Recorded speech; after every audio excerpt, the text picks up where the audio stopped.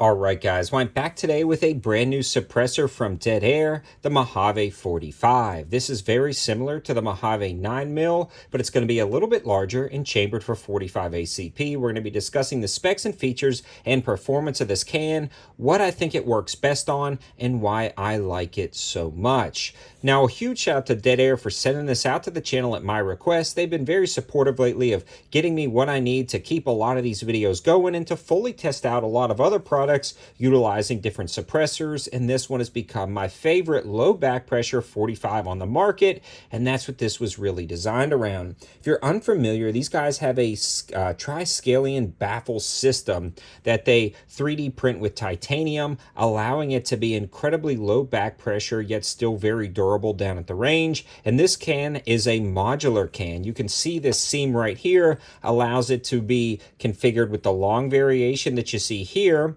or switch to the shorter or K configuration. And let me show you that real quick. Again, for all these purposes, this is the long version. And this is the short configuration of the can, and I really love this, especially if you want something a little bit more compact for something like a pistol.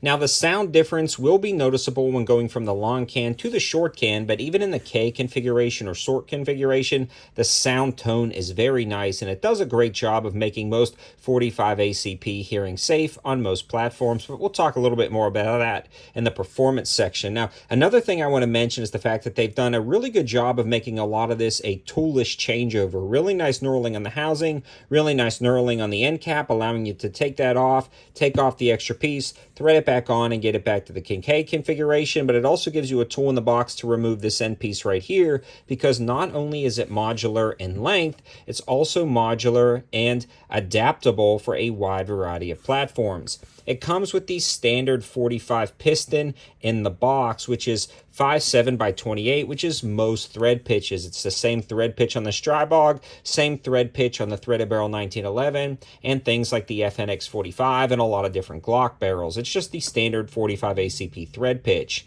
Now, inside the can itself, you've got a spring, but if you're putting it on something like a pistol or something with a tilt lock barrel, you will want to use that spring for the booster system to work correctly. Now, if you're running it on something like a fixed barrel 45 ACP, like a pistol caliber carbine, something like a High Point or the Strybog, you'll want to remove that spring and put in the fixed barrel spacer that's sold separately, and that allows it to be run on a fixed barrel standard 45 ACP. Not only that, it utilizes those threads right here that are going to be good for the Mojave 9 or the Mojave 45, allowing you to use a chemo muzzle device. If you've got chemo on something like a 9mm, you can drop this down and run it there, or a tri-lug adapter, so you can run this on a tri-lug. I love the modularity of this can. A lot of people talk about getting one can to rule them all, and this would be a great one can to rule them all for pistols. Not only can it run 45 ACP, you can drop it down and run 9mm. You can adapt it to a subgun and put it on practically anything you can think of with all the ability of this can. And not only that, you get a long and short can in one package.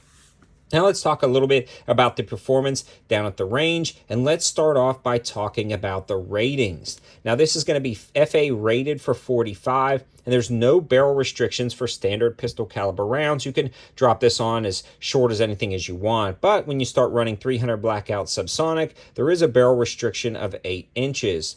Now these generally are about 8.6 inches long in the long configuration. I say generally because you do have different end caps that are going to increase or decrease the length depending on what you have in there, and that is just something to consider, but they're all right about the same.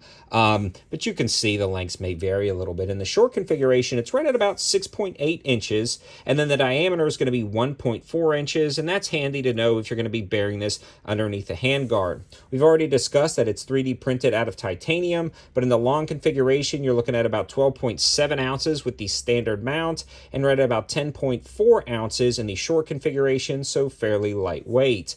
Now, I love this design, and it sounds great in both the short and long configuration, and this worked incredibly well on the 1911. A lot of times 1911s can be a little bit picky when running suppressed, but this Kimber worked great with this can on the end.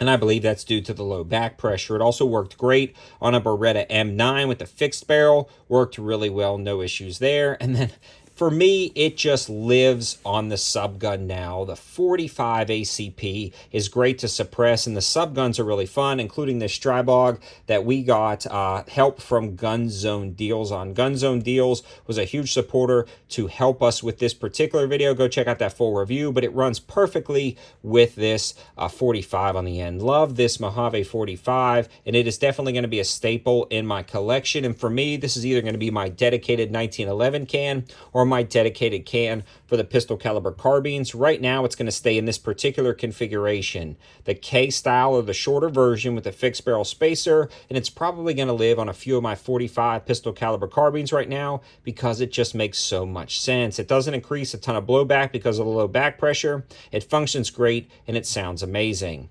Thanks for watching, guys. Have a good one.